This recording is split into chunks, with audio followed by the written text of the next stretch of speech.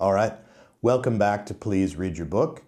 My name's Carl, I talk about books, and this video is one of about 4 different videos I'm making about the best books I read in 2024. So in this video, I'm going to give you 5 of the best crime books I read in 2024. I'm not going to rank them in any way. I've put them just kind of in random order as they came to mind and as I mulled it over a little bit.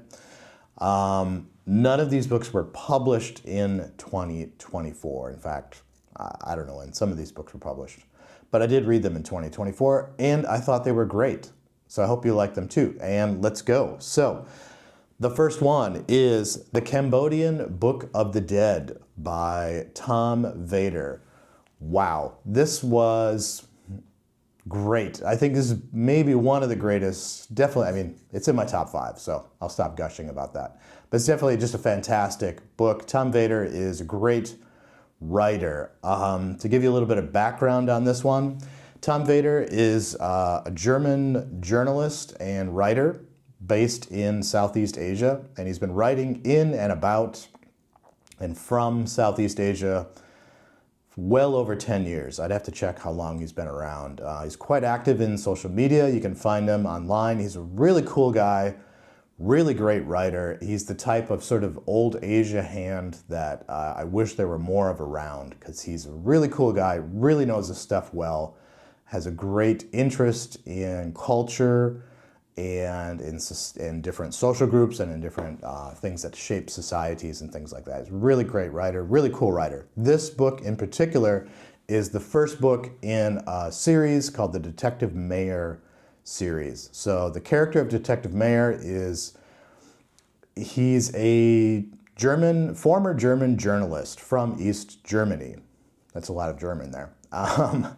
But he's a German journalist from the former East Germany, and he's been reporting from Cambodia throughout the kind of the civil war that erupted with the ousting of the Khmer Rouge and the sort of like final dregs of that.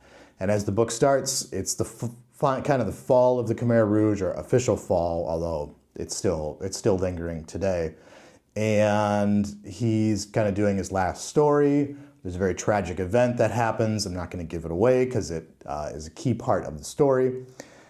And he flies back to East Germany, which has also recently been reunited. It takes on a new life as a private detective.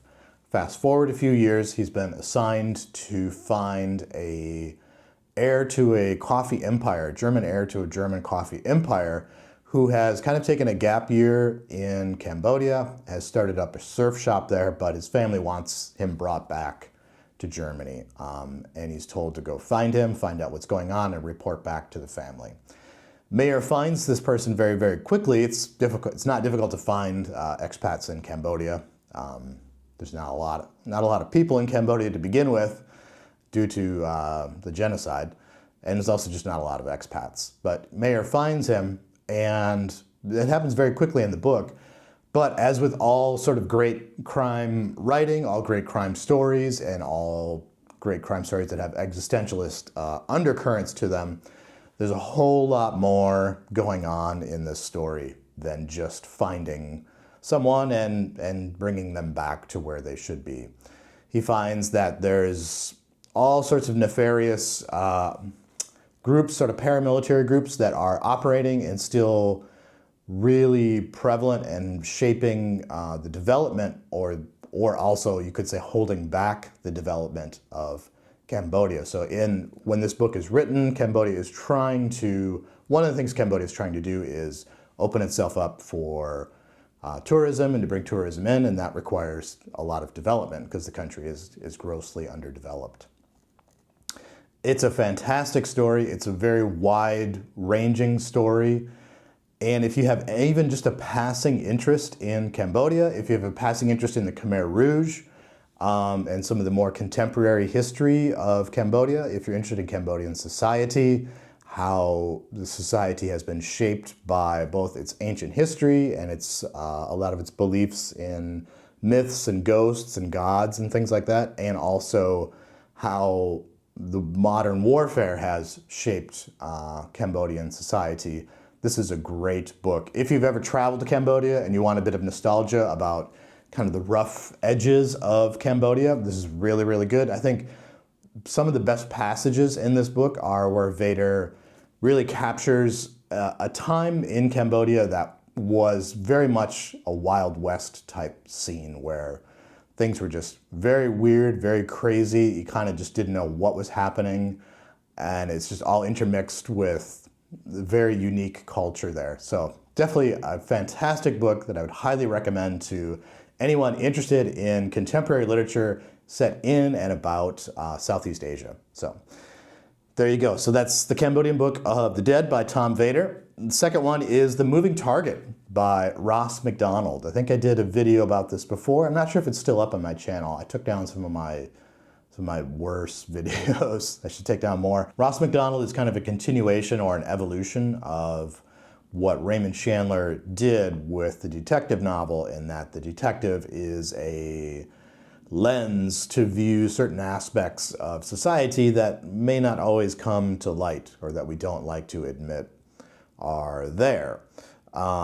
What I like about MacDonald's writing is that it's much more existentialist and there's much more introspection going on, and that the character of the detective is really just a lens that we look through.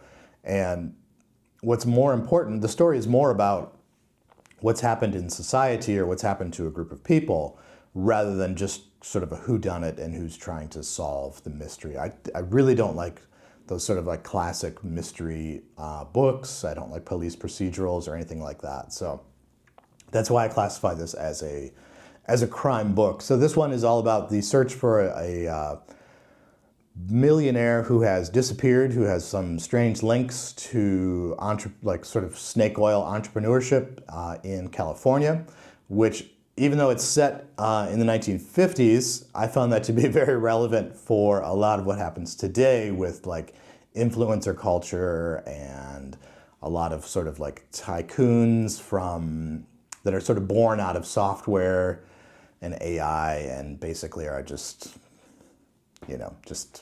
grifters, so to speak.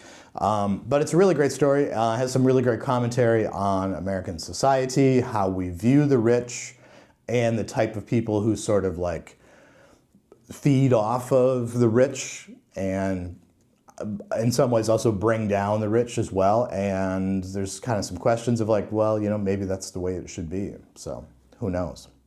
All right, next one is Portlands by Todd Molloy. So this is a fantastic book. Todd Molloy is a Canadian writer. I believe he's based in Toronto, or at least this book is set in Toronto. I've done another video on this, which you can check out, which is much more in-depth. But this is a really interesting mix of, again, a very modernist take on a detection story. I wouldn't say detective, but detection, like the search for someone or something. And what Molloy does with it is he sort of adds in a very like gonzo type element to it. So the main character here is kind of an enforcer who doesn't want to be an enforcer, but he's got a whole bunch of debt. So he gets recruited to find someone. So again, a search for a missing person or a missing thing. And in that search has to go through a kind of a very bizarre, surrealistic, and also sort of drug-fueled transformation into either his true self or at least one aspect of his true self. It's very good. It's very weird. Think something like Eyes Wide Shut meets Fear and Loathing in Las Vegas meets Chinatown. And that would give you probably a better picture of what you're looking at. Todd Molloy is a great writer. He also runs a really cool film noir blog too that I'll link to below. So there you go. Next one, She Rides Shotgun, Jordan Harper. Sorry, I'm looking at my list here. She Rides Shotgun by Jordan Harper. Jordan Harper, one of my favorite crime writers of contemporary fiction, and one of my favorite writers operating now. This book, holy crap. Just an absolute knockout, non-stop powerhouse of a novel. This is a revenge story. I've done a video on this. I can link to it. This is a revenge story that is touching and also shocking at the same time, of a father who gets out of prison, who has made some terrible enemies in prison who are then searching for him and his daughter, and he has to make some choices on how to keep her alive. So really great book, really interesting, very touching in some places, and also just very brutal in some places too. I've said before in other videos, I think Jordan Harper is one of the best crime writers working today, and I think you're going to start to see his name a lot more. So there you go. Keep an eye out for him. And the last one on my list here, Blacktop Wasteland, by none other than S.A. Cosby. S.A. Cosby is a huge name in American crime writing now. Kind of hard not to read about him or hear about him.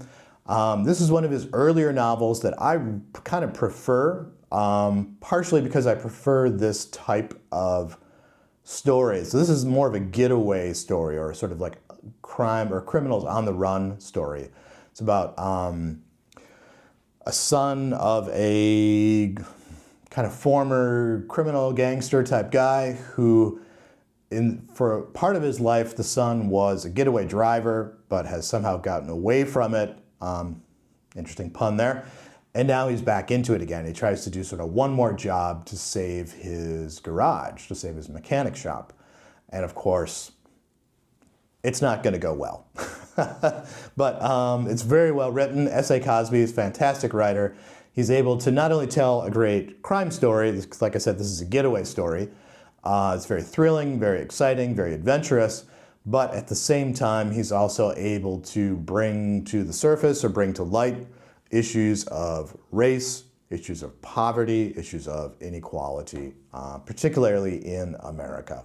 So fantastic book, fantastic writer, and I think someone who really deserves the attention that he's gotten. And I hope he gets a lot more attention. I hope there's more to come from him. So there you go. Those were 5 great crime books that I read in 2024. Check out some of my other videos in this series. I'm going to do 5 great horror books, 5 great comics, manga, graphic novels that I read, and of course 5 great lit fic books too. So once again, my name's Carl, and I hope to see you again soon.